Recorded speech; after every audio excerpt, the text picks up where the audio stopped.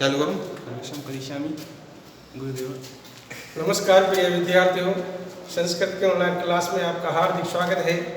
आज अपना जो टॉपिक है विसर्ग संधि का टॉपिक है सूत्र अनुसार, अतः प्रत्येक संधि को जो है सूत्र के अनुसार पढ़ रहे हैं। तो आइए चलते हैं, विसर्ग संधि क्या होती है, प्रत्येक संधि में हमने परिभाषा जानी थी। तो स्वर संधि, व्यंजन संधि और विसर्ग संधि का ये जो आज अपने अंतिम टॉपिक है। तो इसमें जो है कौन कौन से सूत्र लगते हैं, क्या लगते हैं, वो यहाँ पर देखते हैं। तो विसर्ग संधि के परिचय, जब विसर्ग के स्थान पर कोई भी परिवर्तन होता है, विसर्ग के स्थान पर कोई भी परिवर्तन होता है तो उस स्थान पर विसर्ग संधि मानी जाती है। तो आइए चलते हैं, जैसे मनस्परस्ताप, तो यानी कि ये स जो है, इस स के स्थान पर जो है इस मनः फलस्ताप, तो यहाँ पर मना पद में क्या है, विसर्ग। तो विसर्ग के स्थान पर अपन ने यहाँ पर जब संयुक्त करेंगे तो क्या परिवर्तन हुआ, स आया।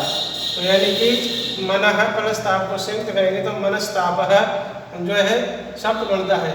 तो यहाँ पर जो है विसर्ग संधि है, तो स के स्थान पर विसर्ग परिवर्तन हुआ। तो चलते इसके वेद के ऊपर। तो विसर्ग संधि के जो है 3 वेद होते हैं, सत्व संधि, उत्व संधि और ऋत्व संधि। तो यहाँ पर सबसे पहले है सत्व संधि। सत्व संधि में जो सूत्र है वो आता है विसर्जनीयस्य स।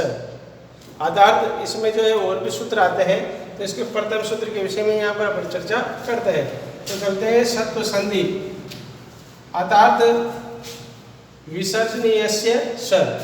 विसर्ज का मतलब वह होता है विसर्ग। अब यहाँ ज के ऊपर आ रहा है तो जल का मतलब यहाँ पर जो है घ से लेंगे, विसर्ग संधि को विसर्ज बोलते हैं। तो विसर्जनीयस्य से अनियर प्रत्यय लगा हुआ है, तो यानी कि स शब्द जो पीछे आया तो स का मतलब क्या होता है, विसर्ग हो जाता है। अब स यहाँ कितने प्रकार का होता है, यहाँ श 3 प्रकार का स है।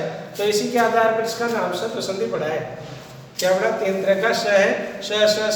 ये जहाँ भी नजर आए शब्दों में, उसके स्थान पर आप देखते ही विसर्ग लगा दो, परिभाषा की कोई आवश्यकता नहीं है। जैसे कहीं पर भी, जैसे इसमें है विष्णु त्राता, तो इसमें इस पद में पूरे में देखो स कहाँ पर आया, ये स आया। अभी देखते तीनों में से कोई सा भी स ले लो, तो स लेते क्या आया, विष्णु प्लस त्राता। तो यहाँ पर ये बहुत ही सरल संधि होगी। आपको क्या देखते ही, स देखते ही, और स के नाम से संधि का नाम क्या पड़ा, सत्व नाम पड़ गया, स दिखते ही। तो आगे चलते हैं, जैसे धनुष टंकार, तो इसमें कौन सा स आ गया, दूरा शक्तिमान वाला आ गया। तो यहाँ क्या, धनु प्लस टंकार। अब इसके बाद निश्चल, तो इस स से कम वाला आ गया। तो यहाँ पर इस स के स्थान पर क्या कर देंगे, विसर्ग। तो निह प्लस छल, रामस्य, तो राम प्लस सब। तो इस प्रकार देखा आपने कि सत्व संधि में अपन को कितने व्यंजन देख लिए यहाँ पर, 3 प्रकार के स। तो इनके स्थान पर जो है विसर्ग हो जाता है। अब आगे देखते हैं कि इसी प्रकार इसका एक और दूसरा भेद है, जो दूसरे भेद में अपन जो है वासरी, कौन सा सूत्र आएगा, वासरी, अर्थात विसर्ग संधि का ये दूसरा, सत्व संधि का दूसरा सूत्र यह है वासरी। क्या लिखा हुआ है, वासरी। अब वासरी में इसमें दिया हुआ है विसर्ग के स्थान पर विकल्प से विसर्ग हो जाता है। सरी वाह विकल्प से, वाह मतलब अथवा, और सरी मतलब स के स्थान पर विसर्ग हो जाता है। अतः लिखा है कि विसर्ग जब हो तो विसर्ग के स्थान पर वाह मतलब विकल्प से, विकल्प अपने आप ही विकल्प से विसर्ग हो जाता है, विसर्ग हो जाता है, होता है, ये लिख देते हैं। अर्थात जो विसर्ग के स्थान पर गप से विसर्ग का आदेश हो जाता है जब श परे हो। परे हो, परे का मतलब होता है बाद में। तो यानी कि जैसे यहाँ पर आया हरीश सेते, अब इसमें देखेंगे यहाँ पर पहला उदाहरण है हरीश सेते, तो स, तो इसके बाद क्या है स, तो यानी कि इसका जो है विसर्ग हो जाएगा हरि प्लस सेते, तो ये तो स के स्थान पर होगा। अब यदि इस तरह का जो आया हरि सेते, तो इसमें और इस शब्द में देखो दोनों तरफ देखो हरि से ये तो स के स्थान पर विसर्ग हुआ। अब यहाँ पर विसर्ग के स्थान पर विकल्प से विसर्ग होता है, तो विसर्ग का भी विसर्ग होता है, तो यहाँ पर विसर्ग लगा हुआ है, तो ये समस्त पद है, विच्छेद नहीं है, ध्यान देखना है। तो इसका भी क्या संधि छेद होगा हरि प्लस सेते, तो ये जो है हरि सेते, तो ये विकल्प से ही इसको जो है विसर्ग संधि मानेंगे। तो लेकिन ये विकल्प वाली जो होती है ये कौन से सूत्र में लगती है, वासरी सूत्र में लगती है, वासरी सूत्र में लगती है। इसी प्रकार इसका दूसरा उदाहरण चलते हैं, निसंदेह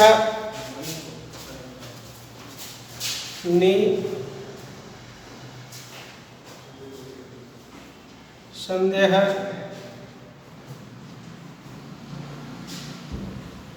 निसंदेह, दो शब्द है, तो यानी कि निह प्लस संदेह, और इसका भी क्या हो जाएगा निह प्लस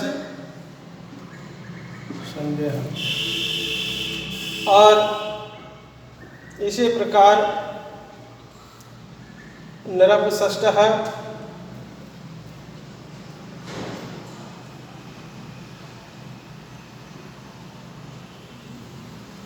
नृपषष्ठः, तो विसर्ग का भी विसर्ग होता है,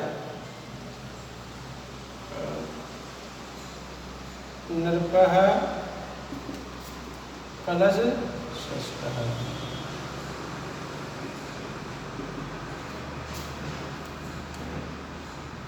इसी प्रकार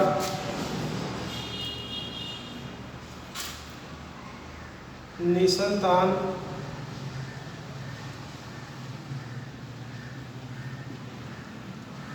तो निह प्लस संतान।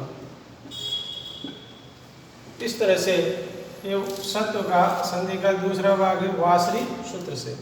तो विसर्ग के स्थान पर विकल्प से विसर्ग होता है और स परे हो तो यानी कि बाद में आता हो, तो विसर्ग के बाद से आ रहा है, विसर्ग के बाद से आ रहा है, विसर्ग के बाद से आ रहा है, विसर्ग के बाद स, तो यानी कि वह वासरी सूत्र होता है।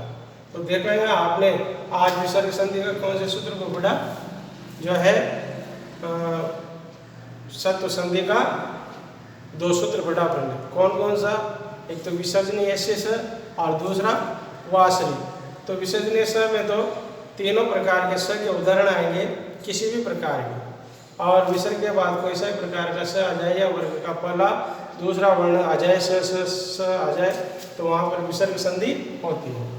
और वासरी में केवल 3 स विसर्ग, ये 2 प्रकार के ही वर्ण होते हैं यहाँ पर।